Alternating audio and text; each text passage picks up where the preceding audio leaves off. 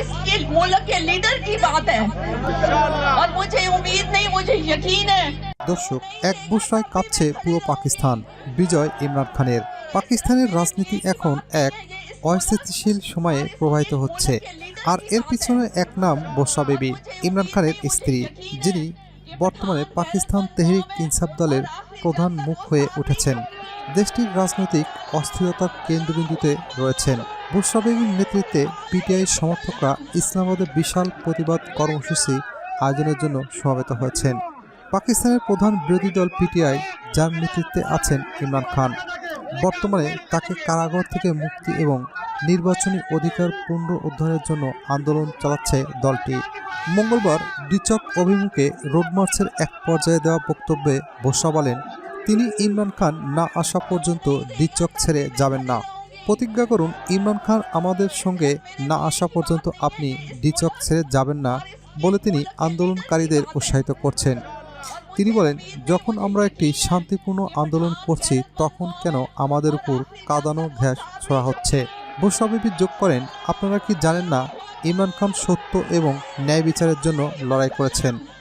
বর্ষা baby এই মন্তব্য রাজনৈতিক উত্তেজনা আরও বাড়িয়েছে এবং আন্দোলনকে আরও দৃঢ় করেছে। এর আগে ইমরান খানের মুক্তি এবং সরকারের পদত্যাগের দাবিতে পিটিআই হাজার হাজার কর্মী ইসলামাবাদ শহরে কেন্দ্রস্থল ডিচক এলাকায় সমবেত হয়েছেন। এই এলাকা বর্তমানে এক রণক্ষেত্রে পরিণত হয়েছে।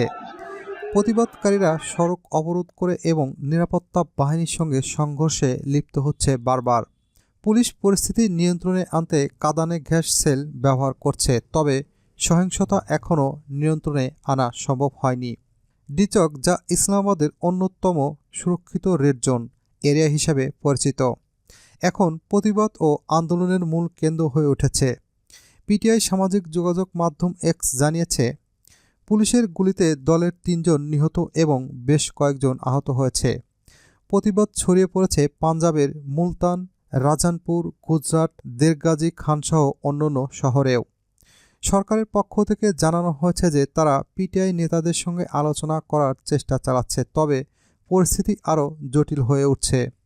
স্বরাষ্ট্রমন্ত্রী মহসিন নাকভি জানিয়েছে, সহিংসতার পিছনে গোপন ষড়যন্ত্র রয়েছে।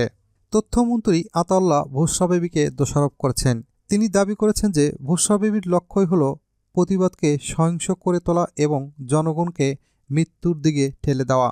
এছাড়া বিক্ষোভকারীদের অনেকেই অর্থের বিনিময়ে আনা হয়েছে এবং অন্যের সন্তানদের রাজনৈতিক কৌশল হিসেবে ব্যবহার করা হচ্ছে, এমনও অভিযোগ উঠেছে। এদিকে বর্ষা বেবির নেতৃত্বে পিটিআই প্রতিবাদ এখন তীব্র সংঘর্ষে পরিণত হয়েছে। সরকার বিরোধী প্রতিবাদ যখন শুরু হয় তখনই পিটিআই ইমরান খানের মুক্তি এবং তাদের নির্বাচনী অধিকার পুনরুদ্ধারের দাবি তুলেছিল। সরকারের সঙ্গে আলোচনা ব্যর্থ হলেও প্রতিবাদকারীরা রাজপথ ছাড়তে প্রস্তুত নন এখন। অপরদিকে আন্দোলনকারীদের সংঘর্ষে ৪ জন নিরাপত্তা কর্মী নিহত এবং অনেকেই আহত হয়েছে।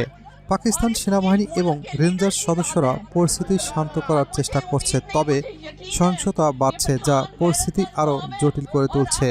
এমন পরিস্থিতিতে বর্ষা বেবির নেতৃত্বে পাকিস্তান রাজনৈতিক অস্থিরতার মধ্যে ডুবে গেছে, যা সরকারের সঙ্গে বিরোধী দলের সংঘর্ষকে আরও তীব্র করেছে। দেশের ভবিষ্যৎ নিয়ে গভীর উদ্বেগ সৃষ্টি হয়েছে এবং উত্তাল পরিস্থিতি কবে শান্ত হবে তা নিয়ে অনিশ্চয়তায় রয়েছে। এখন প্রশ্ন হচ্ছে, পাকিস্তানের রাজনৈতিক ভবিষ্যৎ কি বর্ষা বেবির হাতে?